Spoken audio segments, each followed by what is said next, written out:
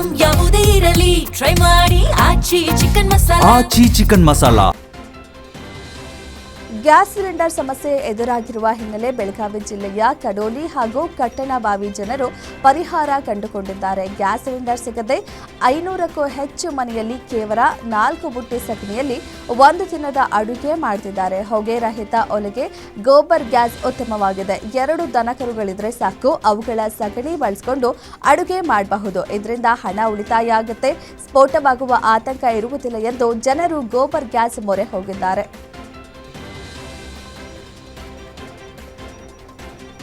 Coffee ನಾಡಿನ ಮಲೆನಾಡು ಭಾಗದಲ್ಲಿ ಹವಾಮಾನ ದಿಢೀರ್ ಬದಲಾಗಿದ್ದು ಬಿರುಗಾಳಿ ಸಹಿತ ಭಾರೀ ಮಳೆ ಸುರಿಯುತ್ತಿದೆ. ಚಿಕ್ಕಮಗಳೂರು ನಗರ ಸೇರಿದಂತೆ ಜಿಲ್ಲೆಯ ವಿವಿಧ ತಾಲೂಕುಗಳಲ್ಲಿ ಧಾರಾಕಾರ ಮಳೆಯಾಗುತ್ತಿದ್ದು ಜನಜೀವನ ಅಸ್ತವ್ಯಸ್ತಗೊಂಡಿದೆ. ನಗರದಾದ್ಯಂತ ಬಿರುಗಾಳಿಯೊಂದಿಗೆ ಮಳೆ ಸುರಿಯುತ್ತಿದ್ದು ತಾಲೂಕಿನ ಗ್ರಾಮೀಣ ಭಾಗಗಳಲ್ಲೂ ಮಳೆಯ ಆರ್ಭಟ ಜೋರಾಗಿದೆ. ಆಲ್ದೂರು ಸುತ್ತಮುತ್ತಲಿನ ಪ್ರದೇಶಗಳಲ್ಲಿ ಧಾರಾಕಾರ ಮಳೆಯಾಗುತ್ತಿದ್ದು ಕಾಫಿ ತೋಟಗಳಿಗೆ ಇದು ಆಸರೆಯಾದರೂ ಬಿರುಗಾಳಿಯ ಭೀತಿ ಆವರಿಸಿದೆ. ಬೇಸಿಗೆಯ ನಡುವೆ ರಾಜ್ಯದ ಹಲವೆಡೆ ಸುರಿದ ಅಕಾಲಿಕ ಮಳೆ ಮತ್ತು ಬಿರುಗಾಳಿ ತೀವ್ರ ಅವಾಂತರ ಸೃಷ್ಟಿಸಿದೆ. ಮಲೆನಾಡು ಶಿವಮೊಗ್ಗದಲ್ಲಿ ಮಳೆಯ ಆರ್ಭಟ ಜೋರಾಗಿದೆ. ಶಿವಮೊಗ್ಗದಾದ್ಯಂತ ಧಾರಾಕಾರ ಮಳೆಗೆ ಭಾರೀ ಅವಾಂತರವೇ ಸೃಷ್ಟಿಯಾಗಿದೆ. ಧಾರಾಕಾರ ಮಳೆಗೆ ಬೃಹತ್ ಮರಗಳು ಧರೆಗೆ ಉರುಳಿವೆ.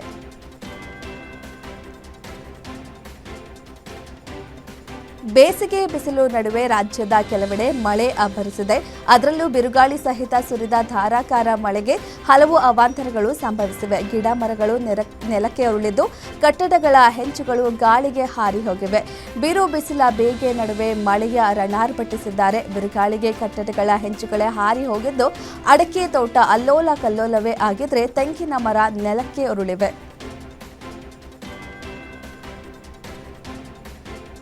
ದೊಡ್ಡಬಳ್ಳಾಪುರದಲ್ಲಿ ಶ್ರೀರಾಮ ಶೋಭಾಯಾತ್ರೆಗೆ ಅದ್ದೂರಿಯಾಗಿ ಸಿದ್ಧತೆ ನಡೆಸಲಾಗಿದೆ.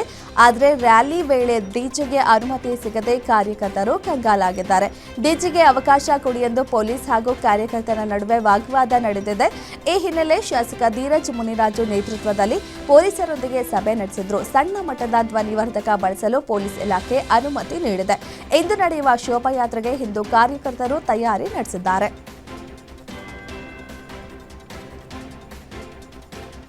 ಮಂಡ್ಯ ಜಿಲ್ಲೆಯ ಪಾಂಡವಪುರ ತಾಲೂಕಿನ ಮೇಲುಕೋಟೆಯಲ್ಲಿ ವಿಶ್ವವಿಖ್ಯಾತ ವೈರಮುಡಿ ಬ್ರಹ್ಮೋತ್ಸವ ಅದ್ದೂರಿಯಾಗಿ ಜರುಗಿದೆ. ಈ ವೈರಮುಡಿ ಉತ್ಸವದಲ್ಲಿ ಶ್ರೀದೇವಿ ಭೂದೇವಿಯರೊಂದಿಗೆ ಚಲುವನಾರಾಯಣ ಸ್ವಾಮಿ ಭಕ್ತರಿಗೆ ದರ್ಶನ ನೀಡಿದ್ರು. ಮಂಡ್ಯ ಜಿಲ್ಲಾಡಳಿತ ವತಿಯಿಂದ ನಡೆದ ವೈರಮುಡಿ ಉತ್ಸವಕ್ಕೆ ಚಾಲನೆ ನೀಡಲಾಯಿತು. ಉತ್ಸವ ನೋಡಲು 2 ಲಕ್ಷ ಭಕ್ತರು ಸೇರಿದ್ರು.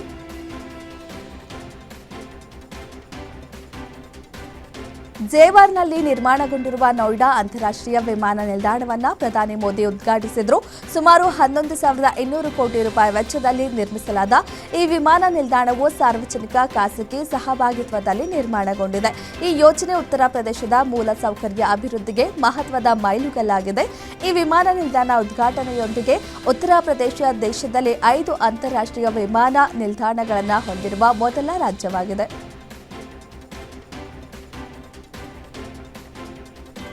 ಪಶ್ಚಿಮ ಏಷ್ಯಾ ಸಂಘರ್ಷದಿಂದ ಉದ್ಭವಿಸಿದ ಸವಾಲುಗಳನ್ನು ಭಾರತ ಪೂರ್ಣ ಬಲದಿಂದ ಎದುರಿಸುತ್ತಿದೆ. ಇಂಥ ಸಂದರ್ಭದಲ್ಲಿ ದೇಶದ ಜನರು ತಾಳ್ಮೆ ವಹಿಸಬೇಕು. ರಾಜಕೀಯ ಪಕ್ಷಗಳು ಬೇಜವಾಬ್ದಾರಿ ಹೇಳಿಕೆ ನಿಲ್ಲಿಸಬೇಕು. ದೇಶಕ್ಕೆ ಹಾನಿ ಮಾಡುವ ಹೇಳಿಕೆಗಳನ್ನು ನೀಡುವ ರಾಜಕೀಯ ಚರ್ಚೆಗಳಲ್ಲಿ ಕೆಲವು ಅಂಕ ಗಳಿಸಬಹುದು. ಆದರೆ ಅಂತಹ ಕ್ರಮಗಳನ್ನು ಜನರು ಕ್ಷಮಿಸಲ್ಲ.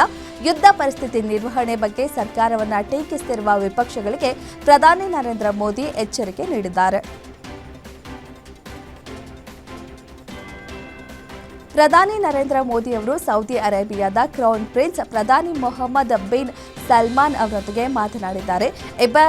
ಇಬ್ಬರು ನಾಯಕರು ಪಶ್ಚಿಮ ಏಷ್ಯಾದಲ್ಲಿ ಉಲ್ಬಣಗೊಳ್ಳುತ್ತಿರುವ ಸಂಘರ್ಷ ಮತ್ತು ಪ್ರಾದೇಶಿಕ ಸ್ಥಿರತೆ ಮತ್ತು ಕಡಲ ಭದ್ರತೆಗೆ ಆ ಯುದ್ಧದ ಪರಿಣಾಮಗಳ ಬಗ್ಗೆ ಚರ್ಚಿಸಿದ್ದಾರೆ. ಈ ಬಗ್ಗೆ ಎಕ್ಸ್ನಲ್ಲಿ ಪೋಸ್ಟ್ ಮಾಡಿದ ಪ್ರಧಾನಿ ಮೋದಿ ಪಶ್ಚಿಮ ಏಷ್ಯಾ ಪ್ರದೇಶದಲ್ಲಿನ ಪ್ರಮುಖ ಇಂಧನ ಮೂಲ ಸೌಕರ್ಯಗಳ ಮೇಲಿನ ದಾಳಿಗಳ ಬಗ್ಗೆ ಕಳವಳ ವ್ಯಕ್ತಪಡಿಸಿರುವುದಾಗಿ ತಿಳಿಸಿದ್ದಾರೆ.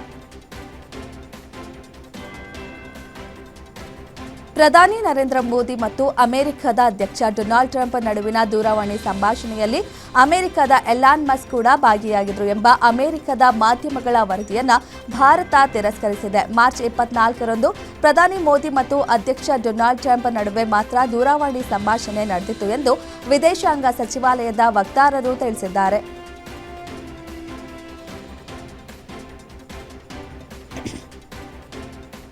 ಪಶ್ಚಿಮ ಬಂಗಾಳದ ವಿಧಾನಸಭಾ ಚುನಾವಣೆಗೂ ಮುನ್ನ ಚುನಾವಣಾ ಪ್ರಚಾರದಲ್ಲಿ ಭಾಗಿಯಾದ ಕೇಂದ್ರ ಗೃಹ ಸಚಿವ ಅಮಿತ್ ಶಾ ಬಂಗಾಳದ ಮುಖ್ಯಮಂತ್ರಿ ಮಮತಾ ಬ್ಯಾನರ್ಜಿ ವಿರುದ್ಧ ತೀವ್ರ ವಾಗ್ದಾಳಿ ನಡೆಸಿದ್ದಾರೆ. ಅಲ್ಲದೆ ಬಂಗಾಳದಲ್ಲಿ ಆಡಳಿತ ಪಕ್ಷದ ವಿರುದ್ಧ ಚಾರ್ಜ್ ಶೀಟ್ ಬಿಡುಗಡೆ ಮಾಡಿದ್ದಾರೆ. ಸುಳ್ಳು ಭರವಸೆಗಳನ್ನು ನೀಡುತ್ತಾ ಅನುಕಂಪದ ಅಲೆ ಗಿಟ್ಟಿಸಿಕೊಳ್ಳುತ್ತಾ ಮಮತಾ ಬ್ಯಾನರ್ಜಿ ಜನರಲ್ಲಿ ಮೂರ್ಖರನ್ನಾಗಿ ಮಾಡ್ತಿದ್ದಾರೆ ಎಂದು ಅಮಿತ್ ಶಾ ಹೇಳಿದ್ದಾರೆ.